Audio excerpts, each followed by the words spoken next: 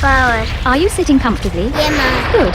Then we shall begin. Wicked. Ladies and gentlemen, coming at you loud, live, and direct from the darkest depths of your imagination. Turn it up, turn it up, turn it up! Step forward! Welcome to Step Forward, where AI meets creativity and reflection. This is Talk to Dee Book, where the work asks the author the questions. I am Dee Book. I carry the words, I ask the questions. Today we explore Slave Mentality, written by my guest, Mycall Isrell. Welcome, Mycall. Thank you for being here. Hi, Dee Book. Hi, Dee Book. How are you? How are you doing? Before we begin, here is a content advisory alert. This episode explores historical trauma, internalized oppression, and psychological conditioning. Some reflections may be challenging. Listener discretion is advised. Okay, Mycall, my first question is, when you wrote Decide to Be or Not to Be, were you thinking philosophically, spiritually, politically, or speaking directly to a lived crossroads you had witnessed? This title, it's inspired by William Shakespeare's Hamlet. Remember, Hamlet was at the crossroad deciding whether to live or die.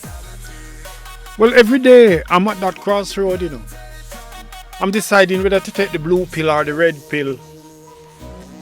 I'm deciding whether to become hate or become love. Or make slave mentality keep me on the plantation. So yes, I was thinking philosophically, I was thinking spiritually, and yes, I was thinking emotionally too. Yeah, man. You make a clear distinction between physical chains and mental ones.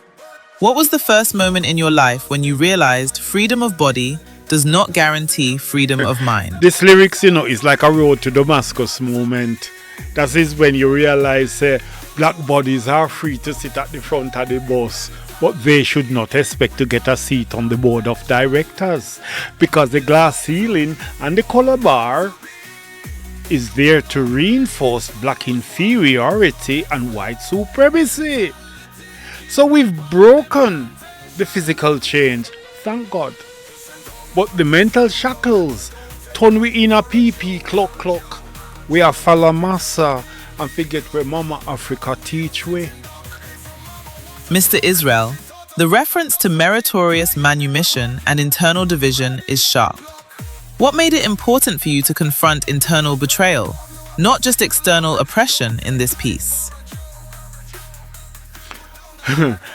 You see, that meritorious manumission would reward a particularly docile slave, but it also rewarded slaves for betraying other slaves.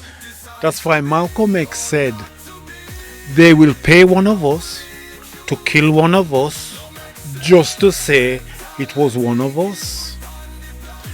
That's how you get the black fingerprints on the knife in your back. And there's another internal betrayal going on. You're betraying yourself. You're selling your soul.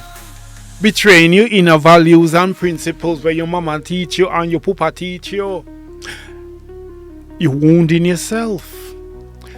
That's why me said the slave mentality runs deep. There's a repeated call to work. Not hustling, not posturing, actual work. What does the work mean to you here? Economic discipline, spiritual grounding, community responsibility, or all of it intertwined? Me have to work. Listen, old time people say, work no evil except in the eyes of a coward. Work is divine.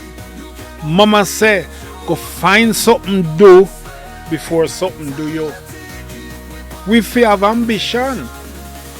But we know we living in a concrete jungle and Jackal say the world no level. So life can seem unfair. See? So to me, actual work is the work that begins on the self and then you work on your game. And it's all economically, spiritually and communally linked.